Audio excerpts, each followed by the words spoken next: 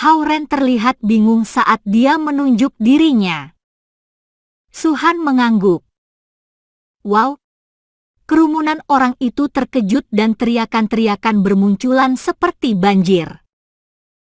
Melihat dosen yang luar biasa cantik ini meminta seorang mahasiswa pergi ke kantornya adalah hal yang tidak pernah terjadi sebelumnya. Oleh karena itu, mendapatkan perhatian setiap orang, Hao-Ren kembali didorong menjadi pusat perhatian publik. Ia berjalan menuju ke depan ruang kelas sementara semua pandangan terkejut, iri dan cemburu dari semua lelaki di dalam ruang kelas mendarat padanya. Su-Han mengangguk kepada Hao-Ren tanpa mengatakan apapun lagi. Kemudian dia menyambar buku perkuliahannya dan berjalan keluar dari ruangan kelas. Hao-Ren mengikutinya, tanpa punya ide tentang apa yang Su-Han akan lakukan. Berjalan melalui lorong-lorong dan melewati jembatan di antara gedung-gedung akademik, Hao-Ren berjalan menuju kantor Su-Han sementara kerumunan mahasiswa melihatnya dengan penasaran. Su-Han, yang baru 1 tahun di universitas, terkenal karena tidak saja menjadi selebriti di Departemen Teknik Mekatronik, tapi juga di seluruh universitas ini. Semua orang tahu ada seorang guru yang memiliki kecantikan seorang selebriti di universitas tapi masih lajang. Su-Han mengeluarkan sebuah kunci dan membuka pintu kantor. Aroma yang menyegarkan bertiup ke wajah-wajah mereka. Ada 6 atau 7 pot tanaman di pinggir jendela. Meja-meja dan kursi-kursi kayu yang seperti antik itu jauh berbeda dari yang disediakan universitas. Kelihatannya, Su-Han membelinya sendiri. Dekorasi dari seluruh kantor ini sangat elegan dan anggun, membuatnya terlihat seperti dunia kecilnya sendiri. Memiliki kantornya sendiri pada saat sebagian besar guru harus berbagi dengan yang lain telah jelas membuktikan status Su-Han di sini tidak normal. Semua kursi-kursi dan lemari-lemari kayu itu cukup mahal meskipun bukan benar-benar antik. Sepertinya keluarga Su-Han cukup kaya, pikir Hao-Ren saat mengamati kantor itu. Su-Han menutup pintu dan meletakkan catatan-catatan perkuliahan ke atas meja. Kemudian ia menarik sebuah kursi kayu sonokeling dan duduk dengan anggun. Ia melihat Hao-Ren dan bertanya, "Dari mana asalmu?" "Teknik mekatronik," jawab Hao-Ren. Hao-Ren melihat sekeliling kantor itu dan berpikir ia mungkin mahasiswa pertama yang cukup beruntung bisa masuk ke dalam kantor Su-Han. Jangan berusaha menghindar intinya. Su-Han menatap Hao-Ren dan berkata. Hao-Ren sangat bingung. Ia seorang pelajar dari jurusan teknik mekatronik dari Universitas Lautan Timur. Dari mana lagi asalnya? Su-Han terlihat menjadi kesal. Meski saat ini wajahnya berkerut, kecantikannya masih sangat luar biasa. Setiap tindakan dan gerakannya sangat klasik dan elegan sehingga tidak akan pernah dapat ditiru wanita cantik lainnya. Itulah juga mengapa pria yang tergila-gila kepadanya tak terhitung jumlahnya. Su-Han menjulurkan tangan rampingnya dan merenggut pergelangan tangan Hao-Ren. Tindakannya tidak cepat, tetapi Hao-Ren tidak dapat menghindarinya. "Seperti yang aku kira elemen air. Beritahu kepadaku dari mana kau berasal, sungai, uap, danau atau lautan?" tanya Su-Han dengan santai. Entah berapa banyak laki-laki yang akan berteriak seperti seorang gadis karena cemburu jika mereka melihat adegan ini. "Kau?" Hao-Ren melihat padanya dengan kebingungan yang semakin besar. "Jika kau tidak menjawabku, aku punya alasan yang cukup untuk membunuhmu." Seraut ekspresi dingin tiba-tiba muncul di mata Su-Han membuat seluruh tubuh Hao-Ren gemetar. "Bagaimana itu terjadi?" Tubuh manusia normal sepertimu mengeluarkan sensasi seekor naga. Dari mana kau mendapatkan teknik kultivasi? Menatap Hauren, Suhan berhenti sejenak setelah setiap kata ia ucapkan. Itu dari Lu King. Hauren sejenak ragu dan berkata, "Oh, kau dari Lautan Timur." Suhan mengerutkan dahinya karena ia sedikit terkejut. Hauren merasa lebih bingung. Itu aneh, bagaimana orang normal bisa bergaul dengan klan naga Lautan Timur? Ia bergumam pada dirinya dan kemudian bertanya lagi, "Apa hubunganmu dengan Lu King?" Hauren mengangkat tangannya dan menjawab, "Aku tidak yakin tentang itu." "Siapa kau?" Hauren tidak dapat memahami hal-hal yang terjadi kepadanya hari-hari ini. Ia merasa kepalanya akan meledak. "Aku seorang inspektur, kelihatannya kau tidak tahu apa-apa." Mengusap kepala cantiknya, Suhan terlihat bingung juga. Ia melambai kepada Hauren dan berkata, "Kau sekarang bisa pergi. Aku akan berbicara pada Lu King." Caranya bertindak terlihat seperti ia memiliki posisi yang lebih tinggi dari Lu King. Meskipun begitu, Lu King adalah seorang wakil kepala sekolah sedangkan ia hanyalah seorang dosen universitas. Hauren benar-benar bingung. "Tetapi aku harus mengingatkanmu bahwa aku punya banyak alasan untuk membunuhmu jika kau berani membuka rahasia apapun," tambah Suhan saat Hauren berjalan keluar dari kantor. "Wus!" Hauren menghela napas panjang saat ia meninggalkan kantor. Ia kembali ke asramanya dengan cemas dan takut. Kemudian 7-8 pria segera membanjirinya. "Apa yang Suhan minta darimu? Kenapa dia mencarimu? Apa kau pergi ke kantornya? Jangan coba-coba menyimpan apapun dari kami, teman. Apa kamu melakukan sesuatu yang menarik perhatiannya?" Hauren dikepung ketat oleh mereka, tapi ia tidak membocorkan informasi apapun karena ia tidak melupakan peringatan Suhan. Sadar mereka tidak mendapatkan apa-apa dari Hauren, para lelaki tersebut memutuskan mengganti target dan bertanya pada Zhao Jiai dan teman-temannya karena mereka yang paling dekat dengan Hauren. Meski demikian, Zhao Jiai dan yang lain tidak tahu apa yang baru-baru ini Hauren lakukan untuk menangkap perhatian Suhan. Keempatnya selalu bersama saat mereka di universitas, tetapi mereka tidak melihat apa yang Hauren lakukan yang dapat menarik Suhan. Akibatnya, kepergian Hauren ke kantor Suhan telah menjadi misteri di antara mereka. Hauren telah memberi mereka terlalu banyak gosip dan kejutan-kejutan hari-hari ini. Berangsur-angsur orang mulai berpikir Hauren adalah seorang yang spesial. Akan tetapi, sebagai orang yang terlibat, Hauren tidak bergabung dalam percakapan itu bersama yang lain. Ia bertanya-tanya apa yang akan mereka pikirkan jika mereka menemukan ia masih memiliki kartu nama wakil kepala sekolah. Akhirnya sudah malam setelah Hauren berusaha menghindari pertanyaan yang tidak henti-hentinya dari semua temannya. Keempat temannya terlihat terlalu bersemangat untuk tidur. Terutama Yoliren, yang terus bertanya pada Hauren ada apa dengan Suhan. Masalah ini dapat diselesaikan dengan mudah, tetapi hal ini memicu rasa penasaran orang banyak karena Hauren menolak mengatakan apapun tentangnya. Hauren dapat membuat alasan untuk mengecoh orang lain, tetapi ia pikir lebih aman jika ia tetap diam saat memikirkan temperamen misterius yang Suhan miliki. Semua tamu telah pergi, dan kita teman dekat. Hauren, bisakah kau memberitahu kami apa yang Suhan minta darimu? Zhao Liren menjulurkan tangannya ke jendela Hao Ren dan bertanya.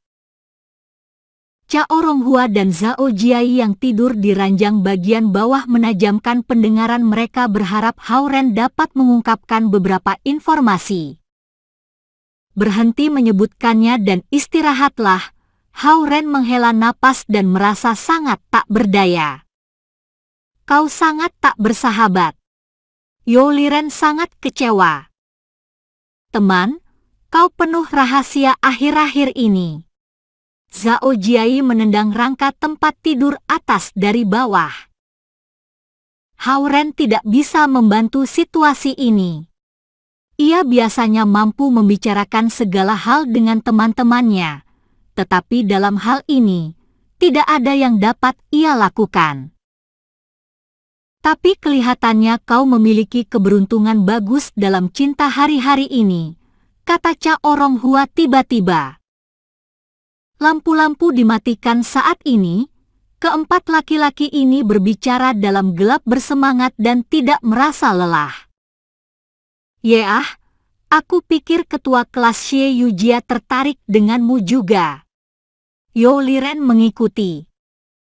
Bagaimana? Hao Ren berteriak. Pada akhirnya ia tidak perlu tetap diam karena ada topik yang ia bisa bicarakan. Ia terus melihat ke arahmu belakangan ini. Jangan katakan kau tidak tahu hal itu, kata Zhao Jiai. Bertindaklah jika kau menyukainya. Untuk apa ragu-ragu? Cha Oronghua menyarankan. Jangan main-main. Aku pikir ia hanya memperhatikan teman sekelasnya. Hao Ren merasa sedikit panik. Ia tidak benar-benar tidak terlalu memedulikan hal-hal seperti ini. Ia merasa ia telah terlibat dalam sesuatu yang tidak seharusnya. Sekarang ia tidak bisa melepaskan diri darinya dan akan ada bahaya yang menunggunya setiap saat. Apa kamu tidak suka si Lin Li? Gadis yang paling populer di sekolah, tanya Zhao Liren. Itu kamu, kan?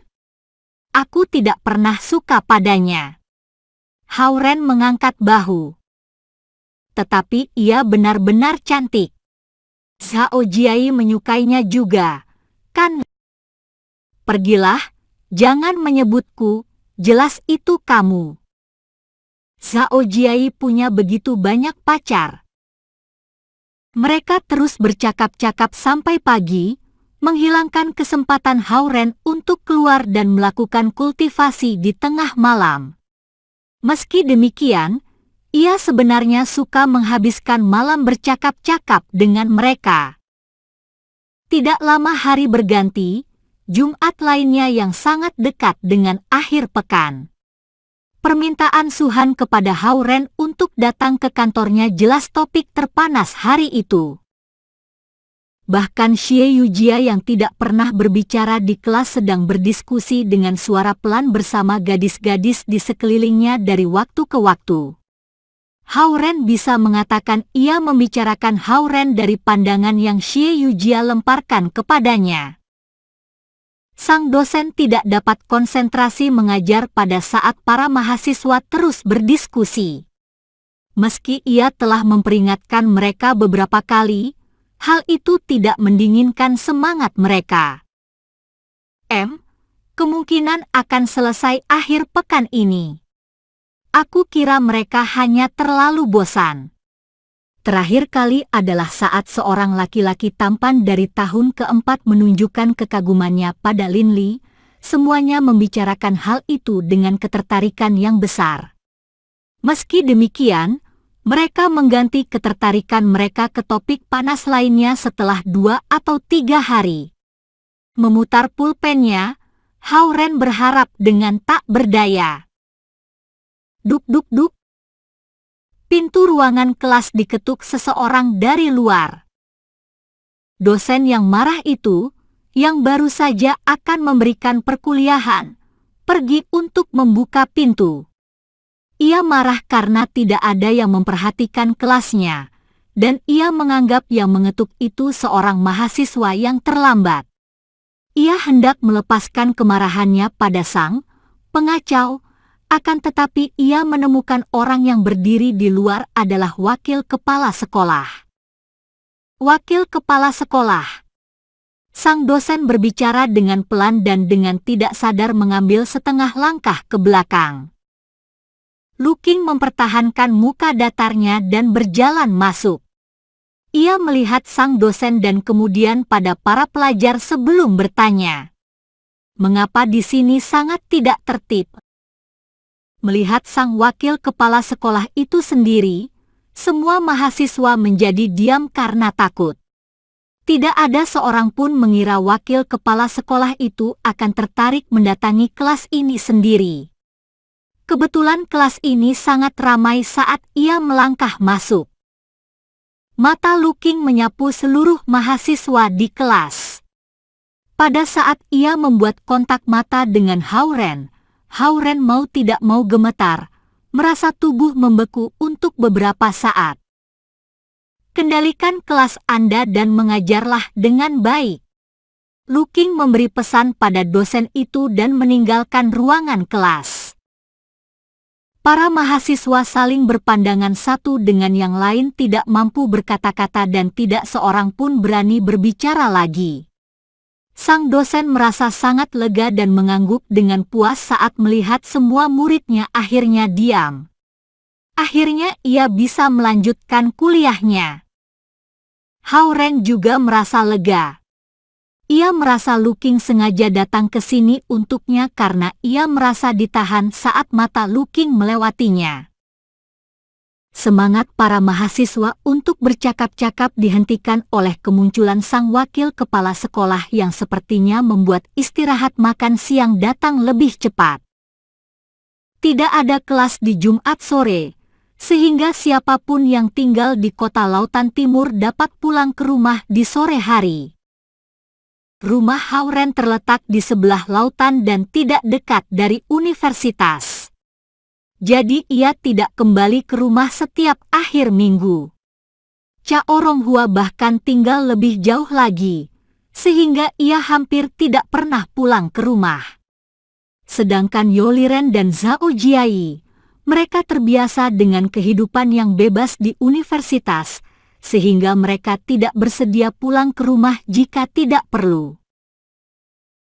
Mereka saling merangkulkan tangan mereka ke pundak yang lain dan hendak menyeberangi gerbang selatan kampus untuk kembali ke asrama untuk bermain kartu, tapi mereka melihat ada sebuah limosin Lincoln Street hitam sedang parkir di gerbang area asrama. Mobil itu terlihat luar biasa berkilau dan mewah di bawah sinar matahari. Siapa yang begitu sombong, dijemput dengan mobil yang seperti itu?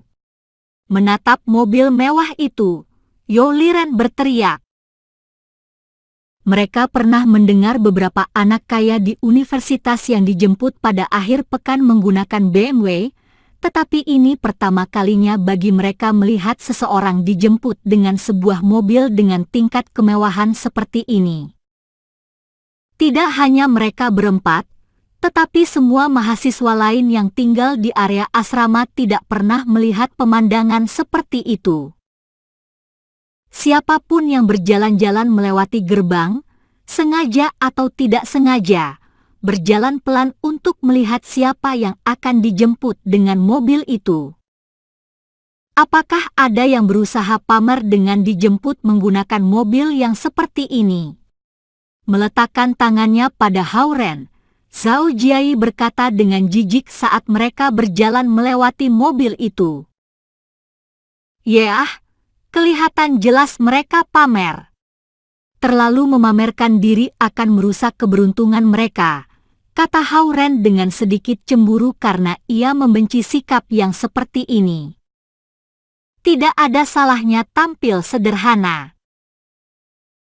Saat mereka berjalan melewati mobil tersebut dan menunjukkan rasa jijik mereka sambil masih meletakkan tangan mereka di bahu yang lain, pintu mobil tiba-tiba terbuka.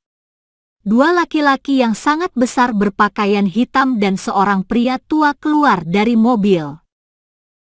Melihat lelaki pendek tua itu, Hao-Ren menjadi sangat kecewa karena ia pernah melihat lelaki tua ini di kantor ayah Zhao Yanzi. Lelaki tua ini adalah tetua San, lelaki tua dan tidak hormat yang sangat Zhao Yanzi benci sehingga ia berharap ia bisa menghancurkannya. Nak Hao, keluarga Nona Zi mengundang Anda untuk berkunjung. Lelaki tua itu berkata pada Hao-Ren dengan bangga.